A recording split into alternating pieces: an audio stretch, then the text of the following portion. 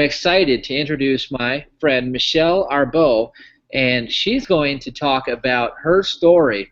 Now, a little bit of the background. Michelle is a celebrity numerologist, and she has had an incredible journey from her previous life to the life she lives today, and she's had a lot of challenges that she overcame in that process, and she's going to bring forth some of that information and share it with you, and hopefully we can tie it all together and show how the numbers line up and everything cool like that. So, hey, Michelle, how are you?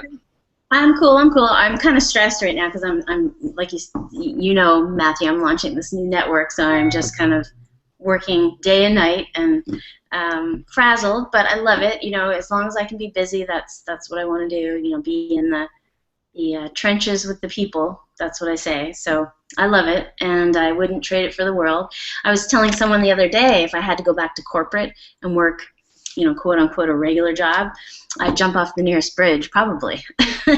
Because you know, it's so great to be an entrepreneur. It's so great, and I know you know this because you are one too. It's so great to be able to, you know, make your own hours and do your own thing. And it is so true what they say: do what you love, and the money will follow. It is so true. And you know, like I say, I've been in corporate, hated it, did the 9-to-5 gig, didn't work out, didn't love it. And when I did what I loved, that's when everything turned to magic for me. So what can you say? I mean, that it really does work. Yeah, let's talk about that a little bit, because you know, obviously this is the Natural Health Report, and you haven't had, you know, the most perfect, I mean, everybody has their issues, and you've went through some pretty big issues to get to where you are today. And you say do what you love and the money will follow, but you've certainly overcome quite a bit to do that. Can you explain a little bit more about how that plays out? You know, health-wise, it's interesting for me because, you know, my background, my parents, especially my father, the entire side of my fraternal side, my father's side, was all alcoholics and drug addicts. And I really didn't know my dad, so I can't really comment on what they were all about. But many of them died of cancer from being you know, abusing drugs and alcohol, and my dad included. He's still living, however, he's a recovering drug and addict and alcoholic. And I did suffer from depression myself a lot of, from my 20s right up and through till now even, you know. There are times when it can dip for me. And I think it's something genetic. I do think there's a genetic component, but I also think there's a choice factor as well. I think there's a mindset, and, you know, that energy that says, you know what, I understand that maybe I'm predisposition to something, however, I'm not going to let it stop me. So I think there's two sides to it.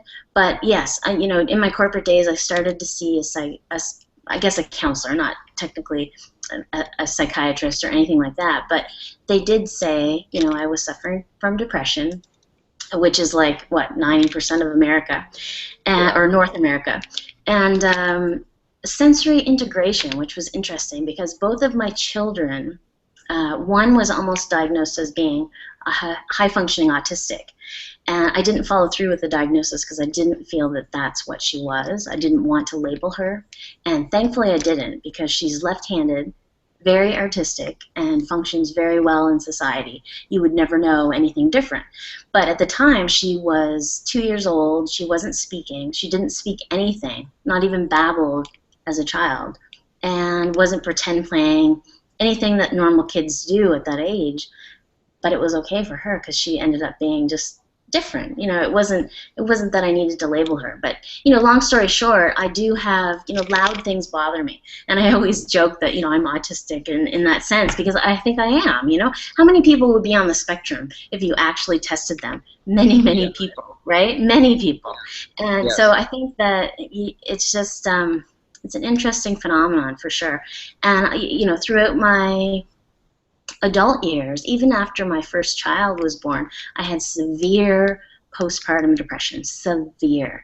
And I actually went to a support group at a university in New Brunswick, and the lady who was running it was actually a professor who had psychosis. She had it so bad that she was actually imagining demons and taking knives out of the drawer. Wow. And, you know, it gets really nasty. But the thing is, Matthew, this is the interesting thing. I had thyroid deficiency for the entire year. And the Yeah. moment that that went back to normal, my depression lifted. Yeah. So it It was is all completely interrelated. Yeah. related. Completely. It was hormonal, completely hormonal. But I didn't love my daughter. I didn't want anything to do with her. I really just did not feel any love for her. And it was all related to my thyroid. I was on Synthroid, which is a synthetic thyroid hormone. And Yeah. after a year, and it's commonplace for women to go dip down in their thyroid after pregnancy and come back up. And that's exactly what I did. And lo and behold, my depression lifted. So, you know, it's one of those energies that, especially because, and I work with the numbers, of course, I'm always going back to the numbers for me.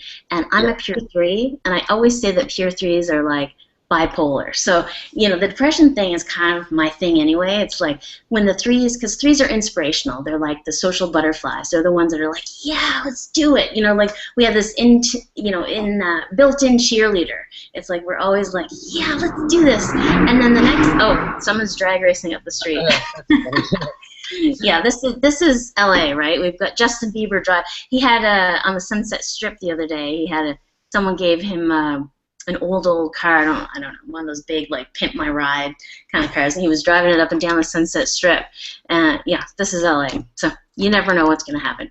But yeah, you know, the whole three thing. It's like when you're up, and when you're down, you're down. It's like one day I'll be like, yeah, this is so awesome, and then the next day I was like, what was I thinking?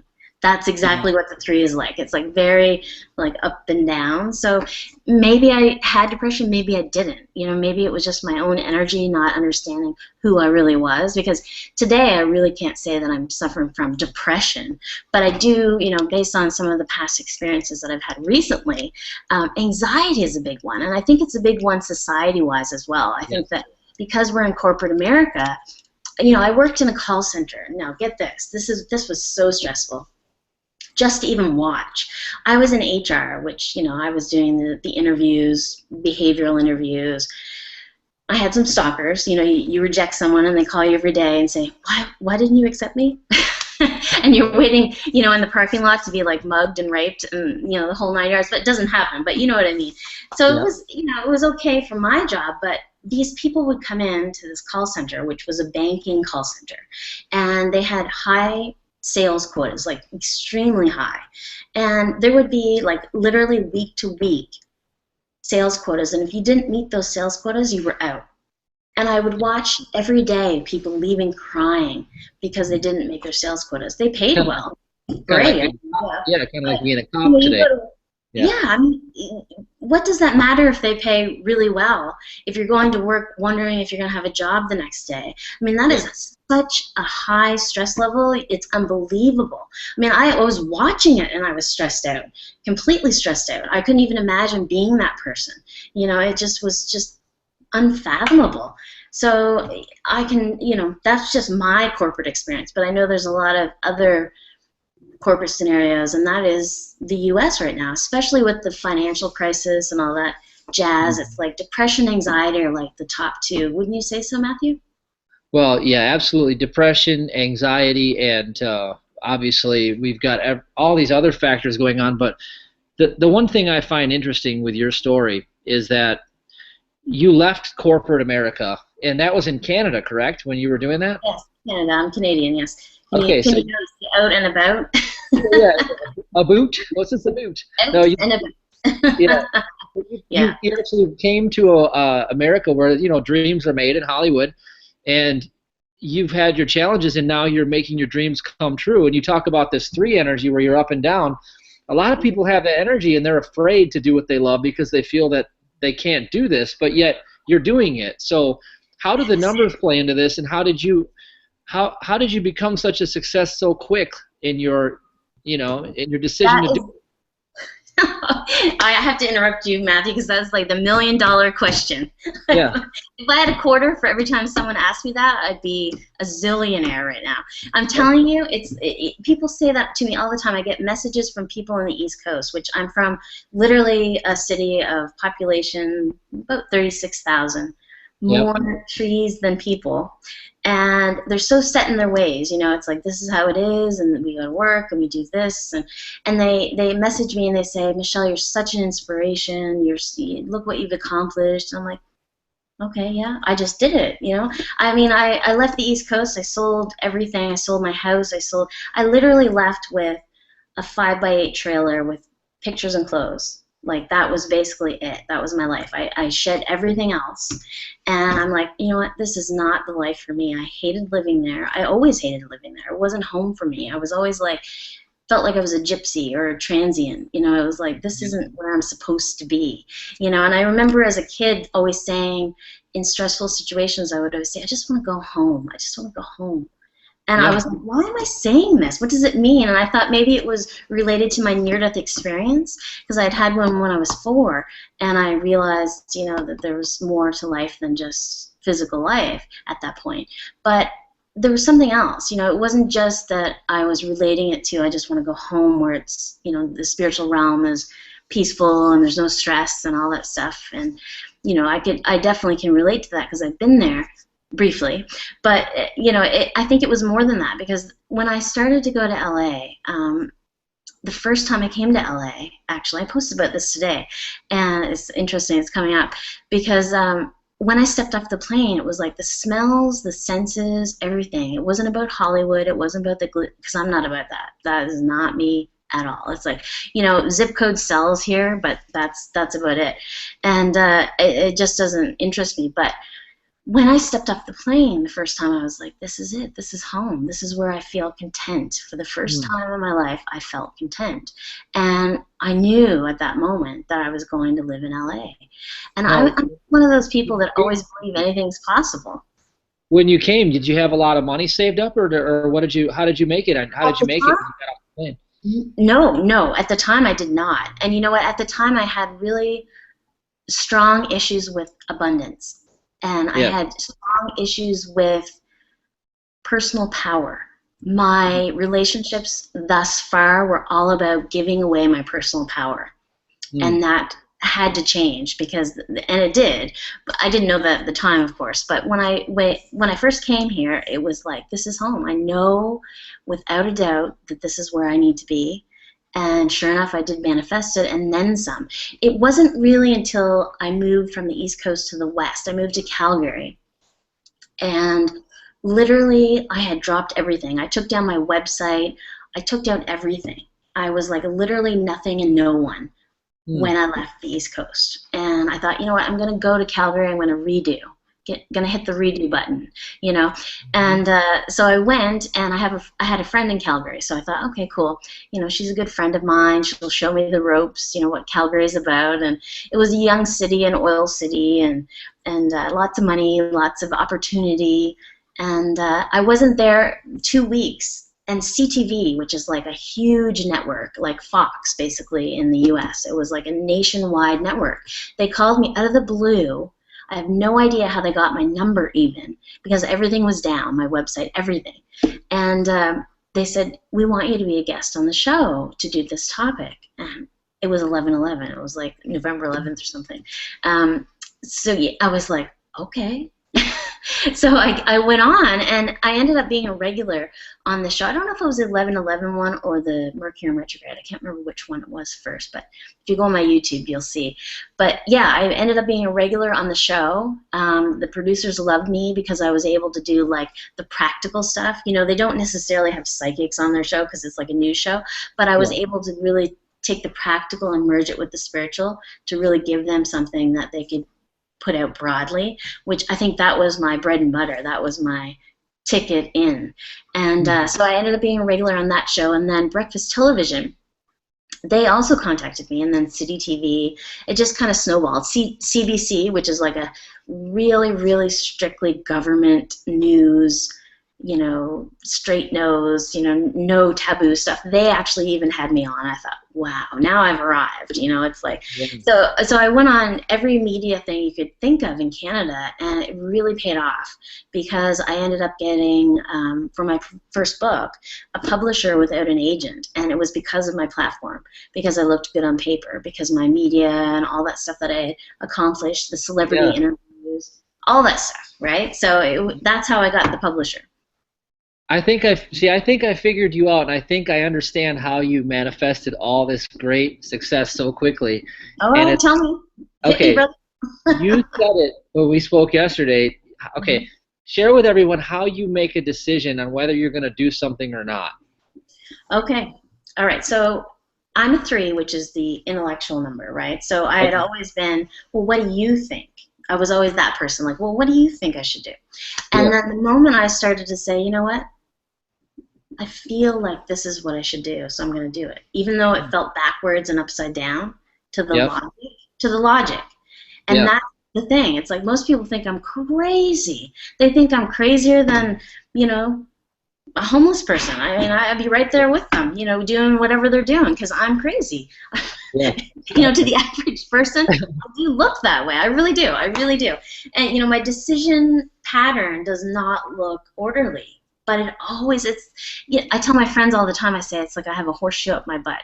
You know, it's like I'm always up, up, up. It's never down. It's like every decision I make is always right. But if you think about one thing, and Hmm. this really relates to health, and this is good for your show because feelings are so, so, so, so important, whether it be about making decisions or your health or anything like that. Yeah.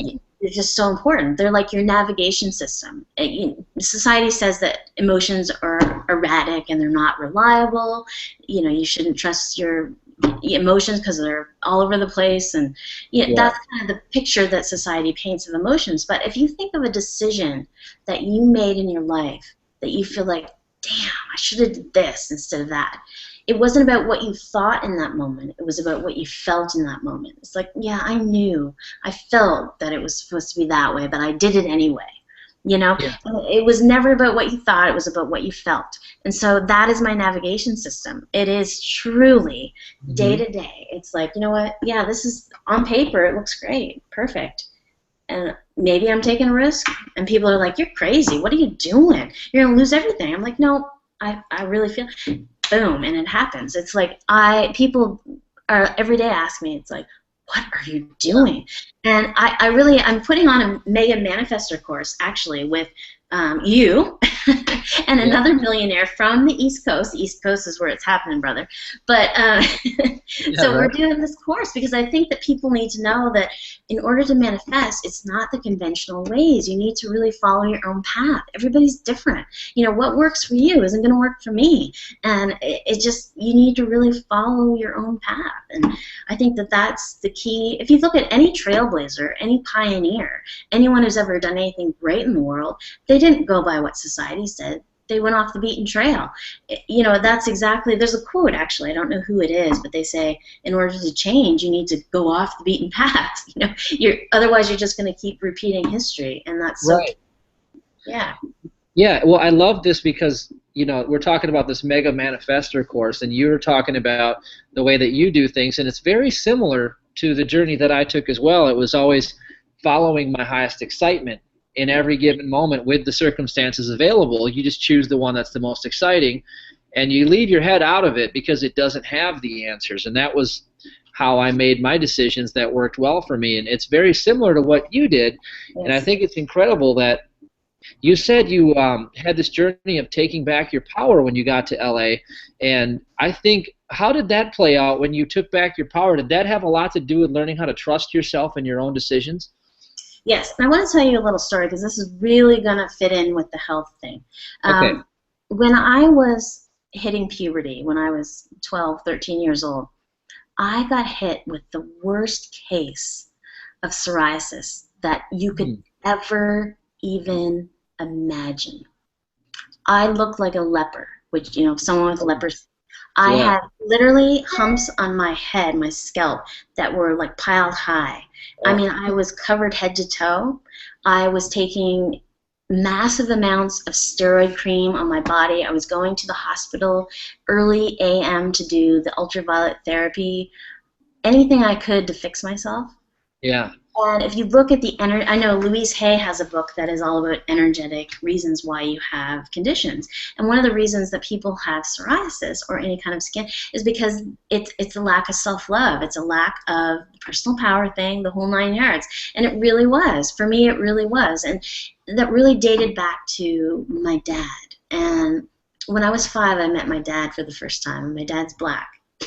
So you can imagine my surprise being in a very small white community in the East Coast, and someone knocks on the door, and my mom opens the door, and there's a black dude there, and that black dude is my dad. So, it was really shocking to me, and it was like my dirty little secret, in that sense. It was like I can't tell anybody that that is the case. And so I didn't really have a relationship with my dad, but he went on to have other kids, and I always carried the thought that I wasn't good enough. That I thought, my dad didn't want me. He wanted these other kids, but he didn't want me. Why didn't he want me? I wasn't good enough. And so that was the energy that I had, and I think that that is why I developed such a severe case. It was actually called, it starts with a G, guttate or gudate or something. It's a very rare form of psoriasis, and it starts with a G, so if you want to Google it, that's what it is. And it lingered for a very, very long time for me, and now I'm in complete remission. I think it's the southern weather that does it, because I had a little bit still lingering in Calgary, not much at all, not even anything to speak of. But as soon as I moved here, it was completely gone, completely. And I think it had a lot to do with my personal power, and I really took that back. That was really the key for me. It was the not good enough. And if you look at your patterns, a lot of your health issues are related to what is your pattern? What is your negative energy pattern? Are you not good enough? Or is it that whatever it is, whatever your pattern is that you are harboring, that is your pathway to healing. Yeah. Well, that was a big statement when you moved to LA. That was you affirming to yourself that you were good enough. And it's almost synchronistic, it's the weather and it's your life. It's where you're meant to be. And you took a risk and you bet on yourself and you trusted your inner knowing, and you reaped the rewards of that. And that aligns you with the joy that creates the well-being, and that's kind of how I perceive it, and that's what you're saying. And it certainly does apply to health, all areas of health. Oh, it does. I mean, the mind is like the tool, right? I mean, it definitely is the tool if you're talking about health and wealth and abundance and the whole 9 yards. It's like that is your tool. Your soul is in here, but it is your mind that controls your destiny, really. It's like the navigation system, like your emotions. So it is part of your navigation system. It is kind of secondary. If you align it right, it's your emotions first, then secondary is your mind, then the soul is kind of at the helm, driving this whole thing. But that's kind of how it rolls. And I think that a lot of conditions are related to traumas or beliefs.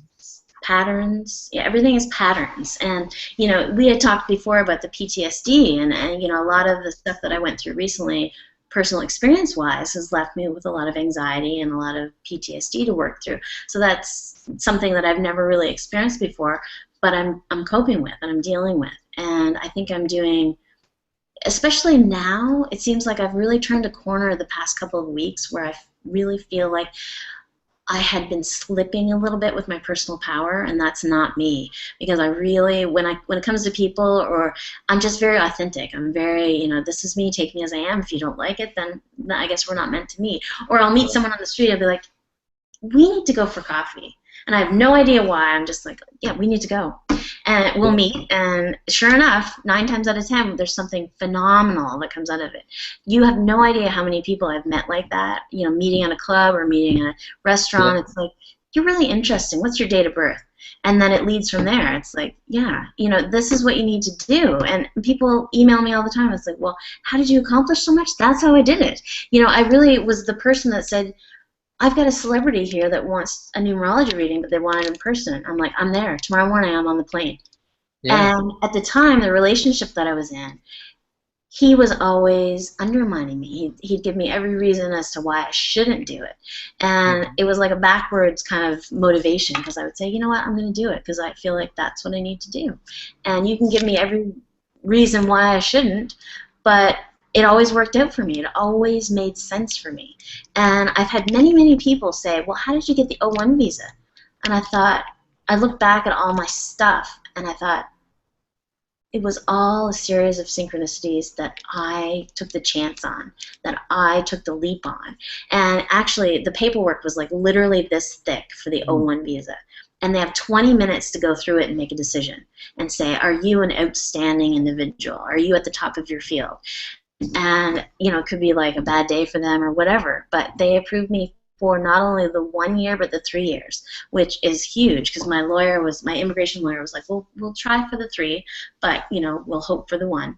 And they approved me for the 3. I was like, bam, you know, and because on paper I look stellar because I kicked ass and took names. I mean, I really did what I wanted to do, and I know that sounds selfish, and I know a lot of people feel like maybe some of the choices I made weren't good, but I just really just live my life on feeling, and that's really how everyone should do it. And I'm the most healthy that I've ever been. You know, weight-wise, it's like even if I fluctuate with my weight a little bit, it's like I don't feel right in my body. You know, it's like a certain weight, a certain energy, a certain this is me. You know, and I couldn't even fathom being. I have friends that are really overweight.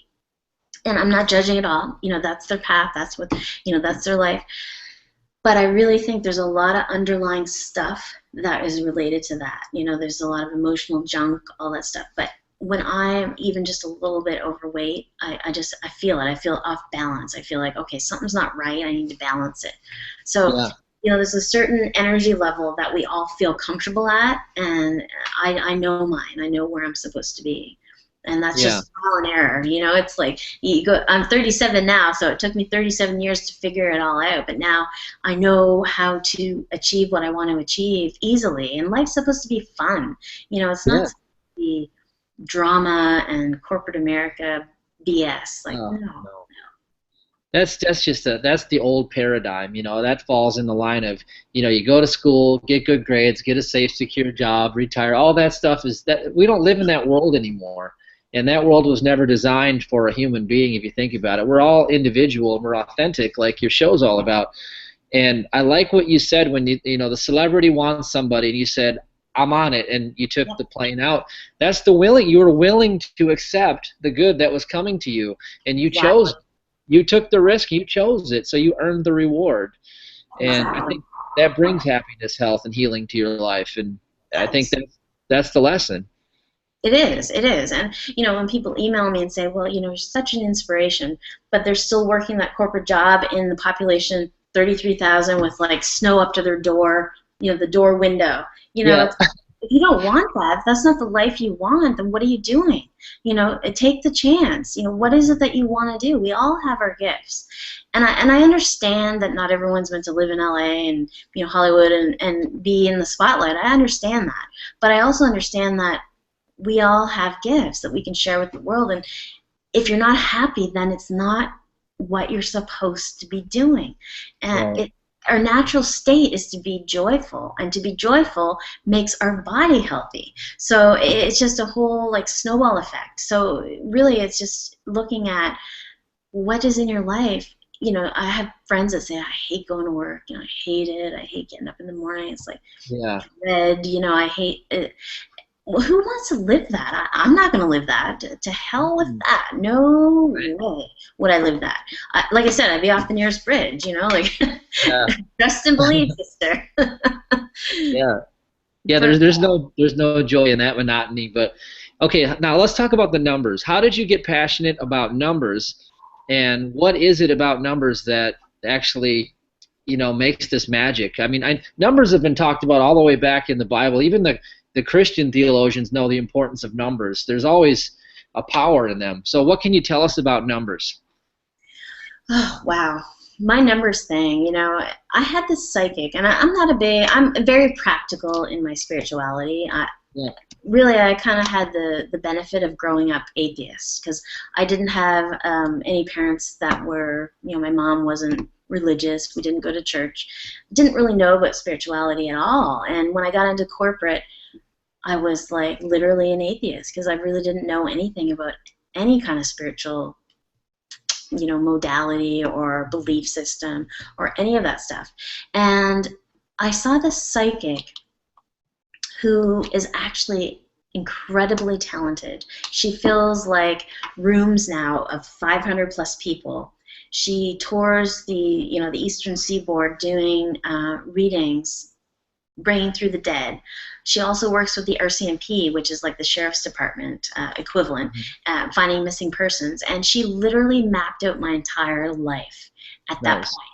And I left, and I was like, this lady fell from the nut tree. It was like really, I was like, okay, sister, yeah, I believe you. At the time, I did not believe anything that she said. But, Oprah Winfrey saw a psychic early on, and that psychic told her that she'd be speaking in front of millions. Very nice. And Oprah said that she kept that point with her, and she believes it was pivotal in manifesting all that she created. And I truly, truly believe that, because that is what I did. This psychic told me that right down to the button, she said at that time, before any of this ever happened, that I would be living just outside of LA.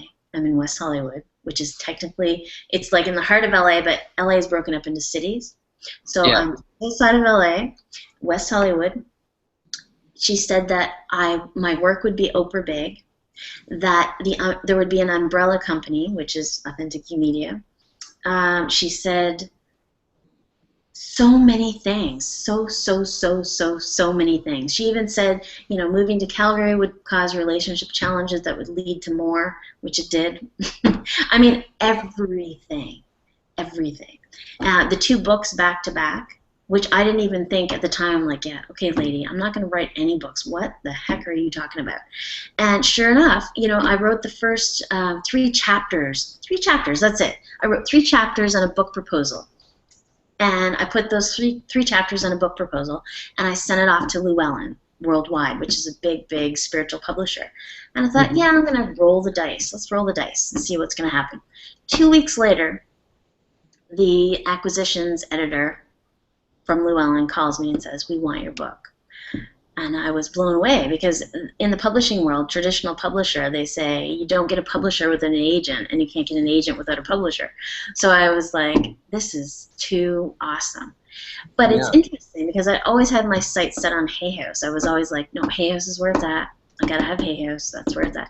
And then a friend told me, you know what, Hay House is going under. They're going bankrupt. There's something not right there. Their speaking side, they're not doing well. And I was like, okay, well, maybe Hay House isn't where it's at. And the moment I let go of that belief that maybe it wasn't for me, boom, Llewellyn came into the picture. And yeah, it was awesome. And then I got an agent right after that. Of course, every agent all of a sudden is like, oh, you've got a publisher. Well, we want to work with you then. And so, I was able to pick the creme de la creme of agents. And my agent has 20 years of experience with CAA, which is like the biggest agency in the world. And so she's stellar with what she knows and her background. And she said, well, how soon can you have the second book done? And I said, I don't know. So I ended up locking myself in my basement, because in Calgary, they have like these skinny, tall houses in the subdivisions because they want to save space. So they've got like the lower level in the basement, and then they've got the middle level and the upper level. So it's like a 3-level. I literally locked myself in the basement for like 4 months solid, morning till night, got like 3-4 hours sleep a night, and wrote 2 books back to back. So that was the psychic that said 2 books back to back, and I was like, okay, whatever, sister. So all of it came true. It's like, the whole 9 yards. And it was just amazing to me that someone could, map it out in that way. But it just, it kind of gave me hope in general. It's like, life is what you make it, and whether it be your health or your wealth or whatever it is that you're wanting to achieve in your life, I think it's like, it's all perception. It really is. It's like, I think a lot of disease has to do with psychosomatic energy. It's like, you believe you deserve this, or you believe that you should have this. It runs in your family, yada, yada, yada, all those things. And I think that we're a product of our circumstances and how we react to those circumstances. So if we have a traumatic experience, we're going to get PTSD. if we believe that this is what we're going to develop. And I think, maybe I fell victim to that a little bit myself, and was beaten down a little bit from, repeated exposure to the same thing over and over, which, Yeah. Is understandable. However, I think that our mind is so powerful that we can actually avoid or reverse so many health conditions, and especially mental health, because that is such a huge topic, Yeah. especially in North America. That is such a huge topic. Yeah. Well, you know what it sounds like to me, and this is my point of view. Like you say, perspective is everything. I believe that, and I believe interpretation is the key that decides what things become and they mean to you. But you talk about you have an IQ of a genius, literally. So when you talk about well, when you talk about the mind, you have a. I was in enriched math. Now, come on. Yeah. Well, your mind is not you, and you've taken the mind off the throne, and you've decided to go with your inner knowing. So maybe you're just having a little challenge with the mind because you're putting it in its place, and maybe it's not so happy with you, and maybe this is just a challenge. For sure. The quote-unquote PTSD thing. It's just a challenge. I think so. I do think so. I've really turned a corner the past couple of days, or a couple of weeks. The past couple of days in particular, though, I've been very positive. I don't know if it's that full moon tonight or what it is, but I'm back in the saddle in my personal, power again, like completely. Because I'm really off center if I don't have complete center in my personal power. I think that's so important for people to have. That sense of personal power is like essential. And so to get to the topic about the numbers thing. So right in my mid-20s, I started to dream in numbers every night. It was the weirdest phenomenon. And I'm so practical. Think of someone who's in corporate America or corporate North America. I was in Canada. No religious upbringing, no spiritual upbringing, starting to dream in numbers every night on license plates, doors, street signs, people, you name it. It was showing up everywhere. And all of these number patterns, I had no clue what they meant. And so I kept writing them down, thinking, okay, something's going to give here. Like, it just doesn't make any sense. And after about 3 months, I started to research it and stumbled upon numerology and the meaning of numbers and what these messages were. And they were exact messages to the challenges that I was facing at the time. So I was like, wow, this is like something's funky here. It just really blew my mind, and it was so accurate. Because if you think about math is right or wrong. There is no gray area. So that's why I love numerology, because I always say to people, it's like, I'm never wrong. I'm never wrong. And it's not me. It's the science of numbers. I wish I could say it was just me, but it isn't. It's the science of numbers, and it is so incredibly accurate. It is reading patterns. They say that psychics read patterns, and it's so true, because that is exactly what I do. When I see someone's date of birth, it is like an energetic code that represents your spiritual DNA. So if someone were, say, prone to anxiety, I would know that this person would probably have some, maybe multiple sixes, or there's certain combinations that I look for. Maybe they have indigestion, those kind, digestive troubles. There's so many things, and they're like, "How'd you know that?" I'm like, "Well, because your numbers say so." And it's just an amazing thing. Like, some of the numbers really came true for me. Like, when I moved into this building, when I first came to LA, the code to get in the building was 1999 at the time, like the little code box. And I dreamt of that on a street sign 11 years prior to moving here. And I thought, wow, of all things to dream of on a street sign, right? And this is the code to get into this building that I'm living in. There were so many of those things that came to pass with the numbers. It's something that you can't just chalk up to coincidence. It's not coincidence. Science and mathematics are like the language of the universe. They are really like the code that, and especially with health even, it's like those things are intertwined. I mean, our emotions, our mind, and our body it's like mind, body, soul. They're all intertwined. I mean, they really truly are. And if one of them is out of alignment, then they're all out of alignment. So bringing that back to center, it's like what I was telling you, Matthew. It's like when I'm a little bit not in my right way, I just know it. I just know what feels good to me. And again, going back to feeling, it's like, how do you feel? Are you feeling centered? Are you feeling like you're comfortable in your own skin? Are you feeling good generally, mind, body, and soul? And if you're not, then there's something wrong. And that's that's the health factor, right? It's like, how do I fix this? Because your energy is unbalanced, for you. It doesn't mean that everybody's going to be a size 0, because I'm not. Trust that. I'm definitely not. And I feel good at a certain weight, and I just know when I'm in my center, when I'm in that manifestation mode. Yeah, and I can see how the numbers would help you align, because you helped me discover I have multiple 7s in my numbers, and I was really sick when I was always trying to do what somebody else wanted me to in the structure of a job, and I never did well in that structure. But once I got free from all that and started pursuing my own seeking and searching and having that balance of my quiet time with my energetic time, aka being an entrepreneur, you go back and forth. Then I started to get really healthy and strong, because that's what the numbers would say. Well, I think we have a lot in common, Matthew, because of the fact that I was looking at your chart, and I have all of the physical numbers, and you have a lot of physical as well. And I think that the health conscious thing is very strong for us, the physical strength. I like to build, and I always tell people I'm like mostly muscle, and I really am. It's like I love the elliptical and like the highest resistance, because I like that energetic release, in the sense that the resistance helps me achieve that, So there's some sort of physical component there. You have a lot of physical energy. The downside to that, though, is that you can get wrapped up a lot in the physical and neglect the other areas, which can happen as well. And that really helped me with the well, let's just do it then. Let's just go do it, because that's the physical, right? So you have a lot of that in terms of leaping before thinking, and I definitely think that might have been a hindrance for you, because you're a 7, and 7 is actually the leap before thinking number. Plus you have multiple 7s and multiple energies on the physical. So knowing what I know, based on the fact that I have all the physical, I'm one of those people that always has to have a zillion projects on the go, and I'm like, well, let's just go, let's do it, let's go. I'm just go, and I'm wrapped up in the physical sometimes more than I should be. So then I know, okay, wait, I got to pull back a little bit. And some days I'll get up and I'm so raring to go that I'm like, yeah, I'll do the elliptical tomorrow, or I'll do, the weights tomorrow.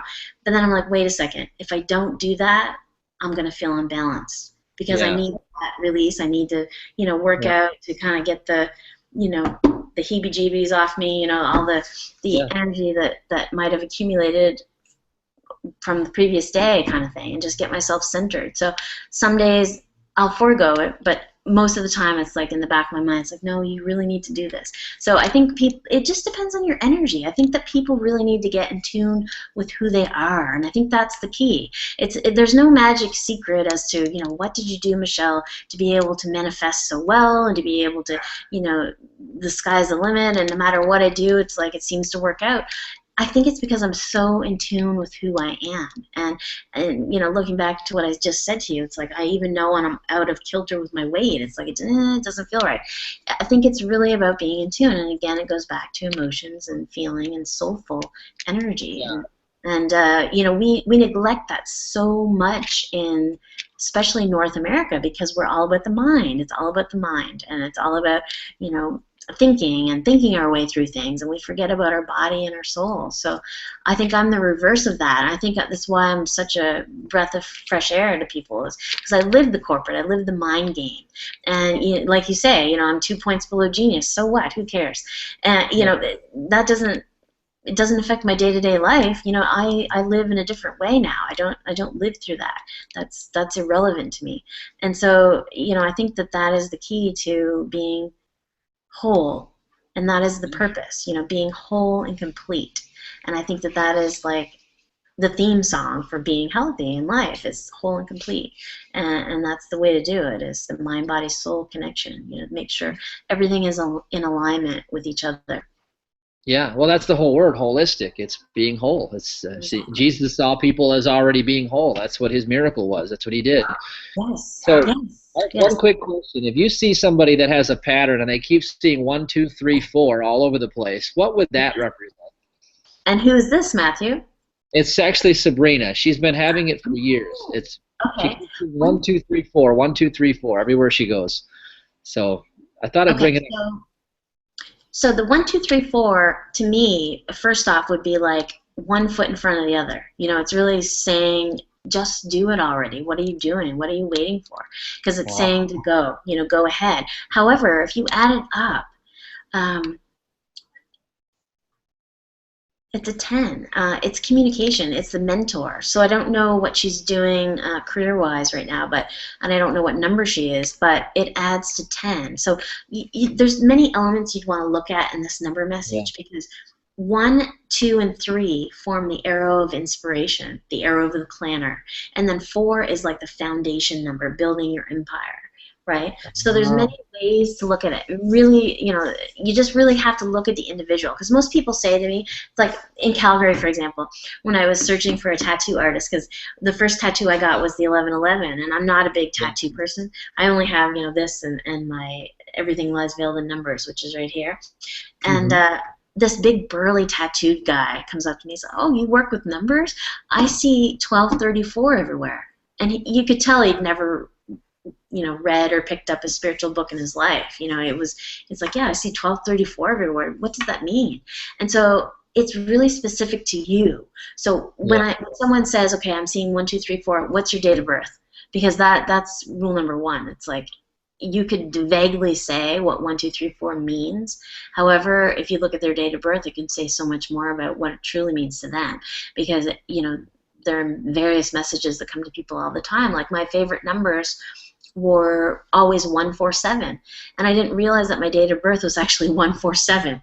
And then the partner that I'm with now was born at 7:41 p.m. So that's just 147 backwards.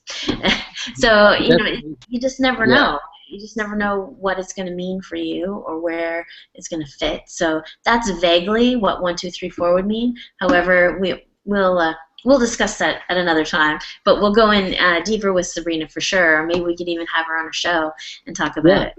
Yeah. But, and one thing I want to point out that I noticed is you have a rule, because we speak our truth, and you have a rule that everything will work out for you and elevate you higher.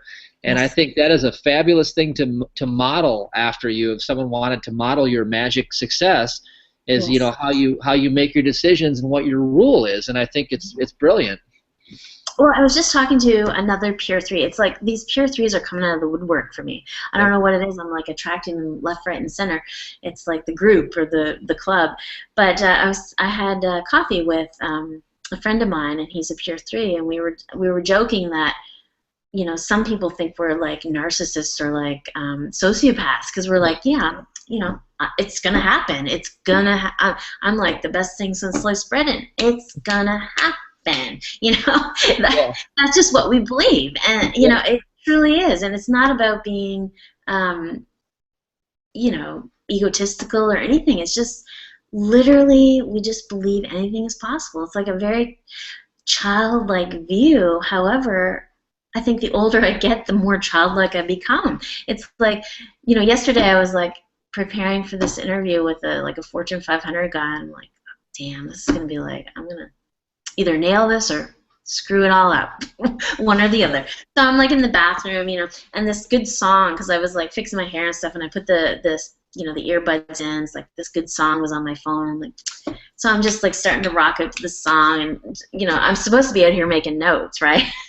Yeah. And so I just taking some selfies and doing, rocking it, and then I did the interview, and I was like, I really didn't prepare for this, and it turned out to be phenomenal, because his book was actually about breath, and I had a near-death experience when I was 4 and choked on one of those gobstoppers, so it was all about breath. And then recently I had an issue with a panic attack, which I told you about, that was drug-induced, a prescription drug. And it was about breath again. So, and I was explaining to him that when people have a baby, what is it that life is like the breath, right? Because when you have a baby, they're clearing out the mouth and patting him on the back so he can take its first breath, right? So this guy, this Fortune 500 guy who had made a zillion trillion dollars and has more money than brains and lives in LA, he wrote this book about and I breathed. That's what it was called. And I was like, yeah. I get you. I get you totally. So I said to him, I said, I'll be honest, I didn't even look at your book. I didn't look at the table of contents. I didn't go on Amazon. I didn't research anything.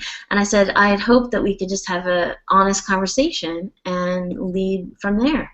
And I said, that's how I roll. And he laughed, you know, and it's true. It's like, it doesn't matter if this is the president of the United States or the Queen of England. I don't care. You know, and I don't want to act like, you know, that it's egotistical, because it's not. That's not what I'm saying when I say I don't care. I say Yeah. that, you know, this is me, and I didn't really feel like preparing. So I was in there having fun and dancing to the song, and I felt like that's what I should do right now.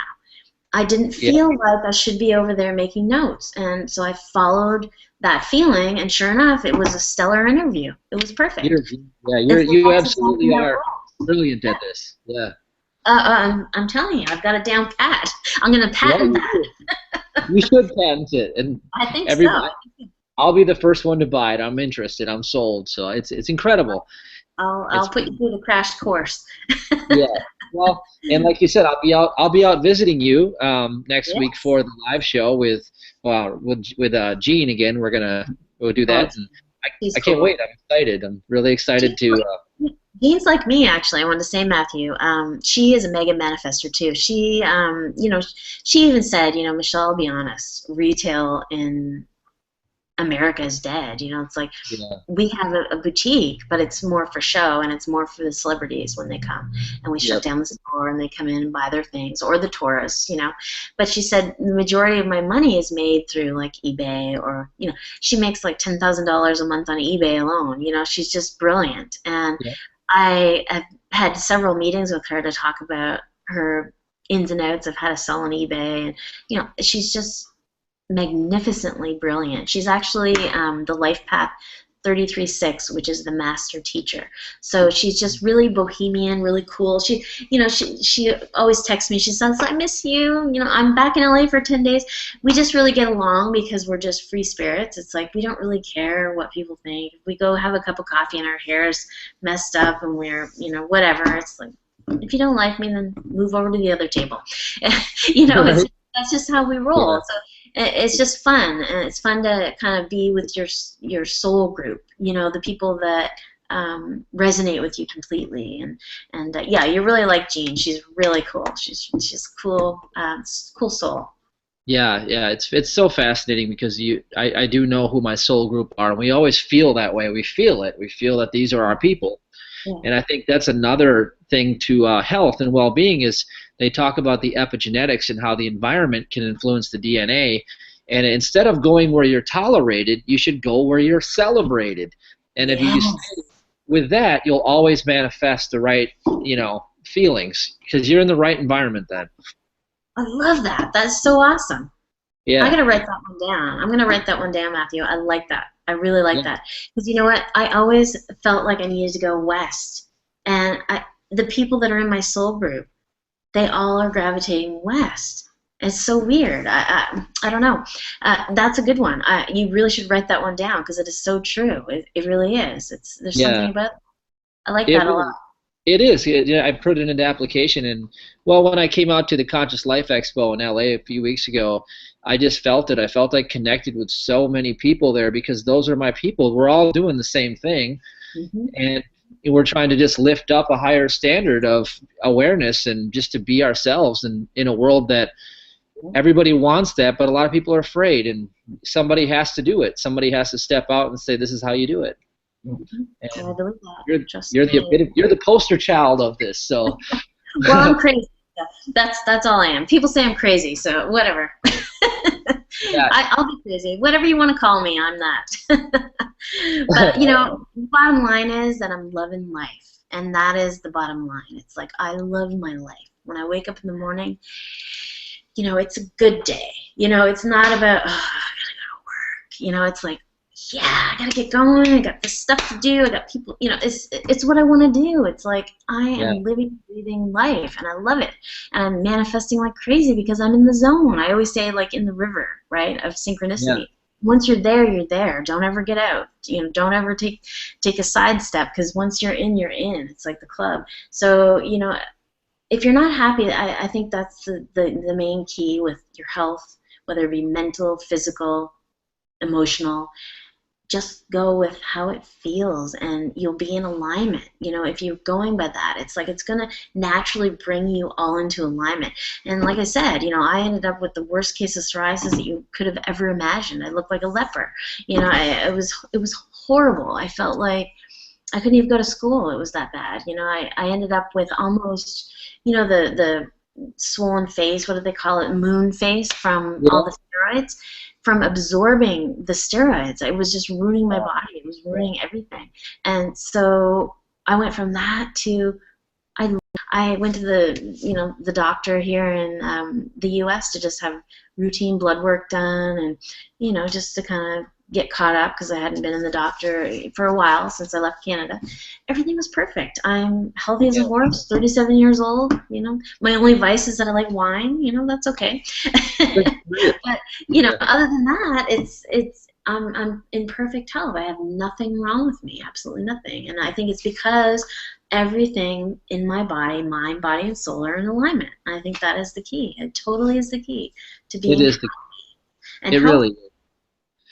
Yeah, it is the key. And I just finished the program that I'm going to launch soon for eating disorders. It was one of the first things I had to overcome. And this program is called Zero Triggers, and it talks a lot about what you're saying. It's about how to come into alignment with your own health, your own wholeness. And then that's how I got over that condition. I just walked away from it because I got back into alignment with my true self again, and my emotions started to clear up, and it just transcends all of these labels they give you. You can have a label for any disease you want to give yourself, but it's all one thing. It's a dis-ease. It's somewhere in the body, mind. So something you believe. It's a pattern that you're hanging on to. Yeah, I've seen it time and again. Yeah. You're on the right track, Matthew. That's what I think. That's why the two. And I always say that people that I connect with, it's like there's something. Even if it was just a little tidbit, but there's something. We've connected for a reason, and whoever knows how that's going to unfold. But you're in my soul group now, so we'll see how that unfolds. But I think you're on the right track with what you're doing, and I definitely commend you for taking that step out. And making your own product line, being able to heal yourself from some of the major things that you had going on. I mean, that's a huge thing. Many people don't get that opportunity to be able to do that. Yeah, and that's my purpose is to bring them some information so they can, because it's entirely possible. I've done it 3 times in this short life that I've had, 38 years old, and hopefully, I'm not interested in doing it again, by the way. I'd like to stay where you are in the happy zone, but since I've done it 3 times, it's been the same process every time. It's about, figuring out where I went off the course, and then, the body's screaming at me. I got to get back on course so my life starts working again. Yes. And, don't fault yourself for that, because we're all a work in progress. It's like if you make a mistake, hit the redo button, And we were talking with that exec yesterday. It was like, it was so true. He was like, take a deep breath and start again. And it's really true. It's like, okay, I screwed up. Okay, let's do this again. Let's try another way. And that's so true. It's like if you can't laugh at yourself, if you can't say, I'm kind of effed up that one, and that's just it. It's like, don't take everything so seriously. There's so many people that get stuck in the, oh my God, what if this and what if that, and this is going to happen, and that. They waste so much time and energy and deplete their health and energy by doing that. It's like, don't sweat it. If it's not happening right now, live in the moment. I know that's easier said than done, but I think children live in the moment, and I think I kind of have a leg up with being the number of inspiration that I'm able to live more in the moment, which I'm very, very grateful for. And I think if more people could do that, they would have less issues overall, because I see people like that all the time who are just locked into the worry mode, and they create more issues than they even have. And they're all in their mind, they're all kind of mind-based, not even reality. So just let it go, and go in the bathroom and take some selfies, and instead of preparing for your interview. Make some duck faces, like, there you go. That's my remedy. That's my prescription for people who are unbalanced. It's like, do feel good. Bottom line, do what makes you feel good, and you're gonna be feeling good. You know, whether it Yeah. be mind, body, or soul. It's just gonna bring you back into alignment if you do what feels good to you. Yeah. That's just Yeah, I bottom. remember. I remember last year, about a year ago, I went into the car dealership and I bought two cars I wanted, and I paid cash. I mean, my favorite cars, and I remember the kid was younger than me by about 5 years, and he was like, "So you, what do you do?" And I'm like, "I told him I own my own business," and I told him what I do. He looked it up on the internet, and he said how he wanted to do it for so long, but he was so scared that he'd fail. And I said, "Look, I said I've started about 11 businesses, and 4 of them have been successful, and I failed about 7 or 8 times, and they failed horribly. I'm like, but I don't remember any of them anymore because the ones that succeeded gave me everything I ever dreamed of. So that's just a part of the game of life. You're gonna fail, and just it's always a success because you're gonna learn that next lesson that you needed to learn that'll carry you to the next step. Exactly. You got it. It's so true. Yeah. And I'll leave you with this. And it's so true. I mean, I've said all the good, but yeah, I mean, I've been through the ringer and back too. I mean, I've done trial and error like you wouldn't believe. It doesn't mean that I do have a horseshoe at my butt, throughout life in general. Yeah. However, there have been a lot of, like you, trial and errors. I mean, I've done several businesses myself before I actually found out that numbers and, that kind of led me into what I was supposed to be doing. But I had started a pet company, like a pet supply company. And just when I was closing it, it was starting to flourish. So I thought, oh, great. But it wasn't the right thing and the right time. And so, I've done many things. I've always been the go-getter in that sense. However, I don't want to paint it all in a rosy picture because it's not. I think that it's all about taking a chance. It's like, if it feels good, do it, but don't expect that it's going to be perfect because we're human and we're going to make mistakes, and it's just a fact of life, and I'm grateful for every stepping stone that I've had to jump over or the hurdle that I've had to pass. And it just keeps getting easier as you go because I think you learn from those mistakes, and you learn from, and I don't even want to call them mistakes because they're not really mistakes. They're more like lessons, and I don't think there are any mistakes. I think that things are meant to be as they are, and we just need to ride the wave. That's kind of how I see things. So, Yeah. I've been with the health thing, there and back. So, I guess if I'm a testament to it, it really is that whole feeling thing, and it does lead to what patterns are you holding on to that are causing your issues, all those things. So I'm looking forward to that course that you're talking about with the eating, because I have some people in my life that are actually either overeaters or undereaters, and even my Yeah. daughter was getting a little chunky in school, and someone said to her that she was fat, and she was only at the time like 9 years old, and I thought, wow, I don't even know what I was wearing at 9, let alone someone calling me fat and having to look at myself in that light, Yeah.